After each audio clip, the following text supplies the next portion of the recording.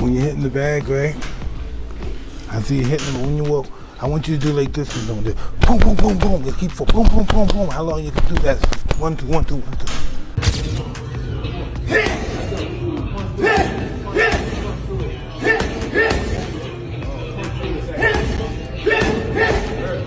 Jake Paul, I think when he weighed in for Mike Tyson, was 227 pounds. That is, if I'm not mistaken, a 92-pound weight difference. Almost a 100-pound weight difference. It's insane. That is called one thing. That's called being a bully. Gervonta "Tank" Davis and Mike Tyson recently joined forces for an intense training session ahead of Tank's much-awaited fight with Jake Paul. The energy inside the gym was unreal as the boxing legend shared his trademark power and precision. Tyson personally guided Davis through explosive punching drills, focusing on head movement, body rotation, and knockout uppercuts. Witnesses said Tank looked sharper than ever, channeling Tyson's trademark aggression and speed. With Tyson's mentorship, Davis now looks more dangerous than ever going into the Jake Paul showdown. Yeah, are there any considerations when you're moving your head, like you're trying to get your head out of the center line? No, well, you want to get out the center, but the objective for him to throw the punch before you can counter. Like if he throws the punch here, you come here, you go to here, and you're still on the outside. Yeah, absolutely, that makes sense. So you want them to miss, and when they miss, that's your opportunity. Absolutely. Sometimes you can punch while he's punching, you can throw boom at the same time. As he punches, boom, he go down. Absolutely. It's all about moving after you punch. As soon as you punch, you're gone. Whatever it is, boom, side, whatever it is, you have to go. I love that foot movement. Is that something that Casamado taught you? Yeah, twisting. Twisting is what it's called. The fight between Jake Paul and Gervonta Davis is set for November 14th at the Casa Center in Miami, Florida. It was originally scheduled for Atlanta, but was moved after the Georgia Athletic and Entertainment Commission raised concerns about the large weight gap between both fighters. Oh my days. Jake Paul versus Tank Davis. Is this real? This can't be real. Because he was talking about fighting Joshua, which is heavyweight, and now he's saying about fighting Tank. Nah, this can't be. It's Netflix as well. I need to go and do some checks and see if like the main pages have posted this, but Jake Paul's posted it. It says Friday, November 14th. It's in Atlanta, State Farm Arena. This is random, no? Mike Tyson, who has shared the ring with Jake Paul, has issued a warning as Paul prepares to face Gervonta Davis. Tyson knows how unpredictable Paul can be under pressure, but he also understands the risks of stepping in against a fighter as explosive and technically gifted as Davis. Though Paul may have youth and size on his side, Tyson believes Tank's timing, speed, and knockout power make him a serious threat despite the weight difference. His comments suggest Paul might be underestimating the danger Davis brings. I think Gervonta Davis is probably the greatest fighter around now, but he's got a tough fight coming up. You know, he's the top dog, there's no doubt about it. He showed that, but Barrios, he's a pretty good fighter. Last time I saw him fight, he was pretty durable. While training with Davis, Tyson openly admitted that Jake Paul's punches were surprisingly powerful. Tyson said his entire body ached after sparring with him, a comment that shocked those who doubted Paul's strength. Coming from Tyson, a man known for legendary knockouts, this was no small compliment. It showed that Paul's power is genuine and that his dedication to training is real. He's not just a YouTuber experimenting with boxing, but a committed athlete capable of delivering real damage. Oh no, I don't remember the fight that much. I kind of blanked out a little. Listen, know what I remember? Coming back from the first round, and then the next day I remember Jake is doing some kind of, I don't know, what was he doing at the ring? Oh yeah, a little bow at the end, he bowed. That's the last thing I remember. You know, but the day after the fight, right after, the day after, I woke up, I told my wife, why did I do that? You know, I don't know, I just don't know what the hell goes on. What did you think of Jake's power, man, when you were in there? I don't remember it, but my body was really sore. Yeah, my body, my chest, my stomach and stuff was really sore. Fans and analysts have often compared Gervonta Davis to Mike Tyson, noting their similar knockout power, aggressive styles, and larger-than-life personalities. Still, those comparisons come with limits. Davis fights in a different era, a lighter division, and a modern boxing environment, while Tyson's legacy is tied to a heavyweight dominance that still defines the sport's golden age. I mean, I have to ask you, would you ever remake your famous video game? Bring it to the next generation consoles, my friend?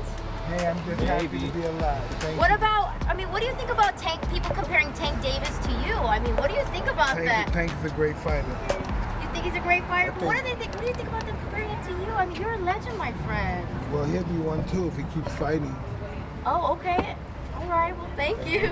Okay, bye. Davis, however, doesn't fully agree with being labeled a young Tyson. In interviews, he's made it clear that he sees himself as a boxer-puncher, not a brawler. He says Tyson relied heavily on raw aggression and intimidation, while his own approach is more balanced and tactical. Do you feel like you're the mini Mike Tyson? Nah, What do you call your style? I don't know. It just, I think I'm a boxer puncher. What was Mike Tyson? He was a brawler.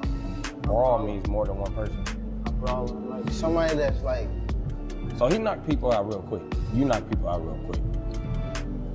Yeah, but I can knock you out like. So you saying that you can knock him out faster than Mike Tyson, probably, if it was a challenge? No, I'm not saying that. I'm saying like.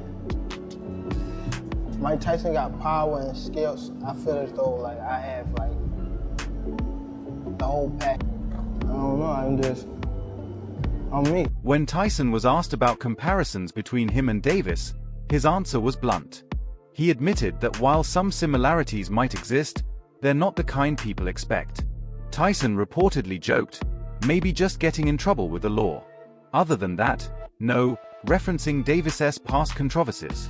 His remarks showed that Tyson doesn't see Davis as a reflection of himself. For Tank Davis, a lot of people say he reminds you of them. Does he remind you of yourself? I don't know. Maybe just getting in trouble with the law. Other than that, no. Interestingly, Davis hasn't always treated Tyson like an untouchable icon. After Tyson's loss to Jake Paul, Davis criticized the matchup, questioning why a legend would return to the ring for money. He suggested the fight may have hurt Tyson's reputation more than it helped. That moment showed Davis doesn't blindly worship Tyson. But now, as he faces Paul himself, Davis is hearing the same kind of backlash, fans and critics accusing him of chasing hype over legacy. Do you think that it's fair to call them boxers now? We talk about Logan brothers. I think it's okay to call Jake Paul a boxer. The only reason why I say that is because he do be in the gym. He's working on stuff. The fight that he fought Mike Tyson, I don't think he should have fought Mike Tyson because of who Mike Tyson is and the age. And he said that he didn't try to knock him out. Yes, you did. You just couldn't get the knockout. And he tried to knock him out for sure. How much money you think they paid Tank? Tank gonna make upwards around 100 million. Say a word. Real talk, so you can't really blame him for taking that. Many fans and experts see this fight as more show than sport, arguing it's designed for entertainment, not competition. Critics say Davis skipped a rightful rematch with Lamont Roach for a bigger payday. At the recent press conference, Davis brushed off the criticism, saying he doesn't care what people think and told everyone to just enjoy the spectacle. Look at this face-off, Henry. What are your thoughts here? You're hearing that shit from me. That's cringe. In some weird way, I kind of like it. About it. He's trying to big man the smaller guy, who the smaller guy to me is dangerous. I think Tank Davis is going to put the hands on him, but I like it, bro. I will say something about Jake Paul. He's brought a lot of attention to boxing. Tank Davis guaranteed $40 million. If you were in that position, would you fight Jake Paul? Oh, hell yeah. You got to give Jake Paul his flowers. Mike Tyson, Anderson Silva, Nate Diaz. Jake Paul is a disruptor, and he's done a phenomenal job at that. You get big and famous enough to where they would just hand you the title shot and completely throw out the ranking system. If Jake Paul was to do that, I think that'd be the greatest sports accomplishment in history. Going from a Disney Channel kid to a YouTuber to becoming a world champion. I don't remember the last time that I've heard Gervonta Davis say, I'm in boxing to be the greatest fighter of all time. I've heard him say that he's better than certain guys in his weight class, or this kid can't beat me. I've heard that. I can't remember, and maybe y'all can keep me honest online. The last time I've heard Gervonta Davis talk about his legacy in the ring. Like I'm building my legacy. I'm trying to outdo Floyd in legacy. Like, I think it started like that for him. But the influence of Floyd Mayweather, Money Man, not Pretty Boy, but the Money Man, and building your brand and selling tickets and selling pay-per-views and becoming a household name, that's also a legacy. You got the legacy in the ring and you got the legacy in terms of how you sold. I believe Gervonta Davis is more focused on selling tickets and making money and securing his future for himself and his family. He said it out of his own mouth. I ain't got nothing else to prove. If you're trying to be one of the greatest fighters of all time, it's still a whole lot to prove.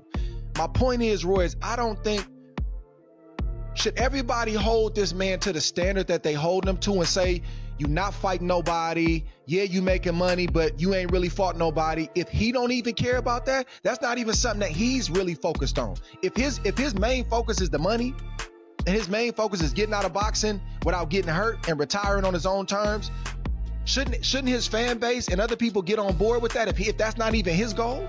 How can we hold him to something like that if he don't even hold himself to that? Fighter Mike Perry, known for his unfiltered opinions, slammed the idea of Gervonta Davis taking on Jake Paul. Perry claimed Tank isn't the knockout artist he once was and that his passion for boxing seems to have faded. He warned that losing that hunger makes it hard to compete with naturally bigger and more driven opponents. Perry pointed out that Paul could outweigh Davis by nearly 180 pounds on fight night, a massive difference that changes how punches land, how long fighters last, and how much punishment they can take. Your buddy Jake just signed on to fight Tank Davis. What do you think of that fight? He's got like 100 pounds on him. Yeah, you know, and they say that there's a large weight discrepancy. Like, me and Jeremy are the same size. So, you know, it's his lower half is really small. My legs are gonna work the best that night. I have really strong legs. I'll squat twice the size that he can, and so my strong legs are gonna do work.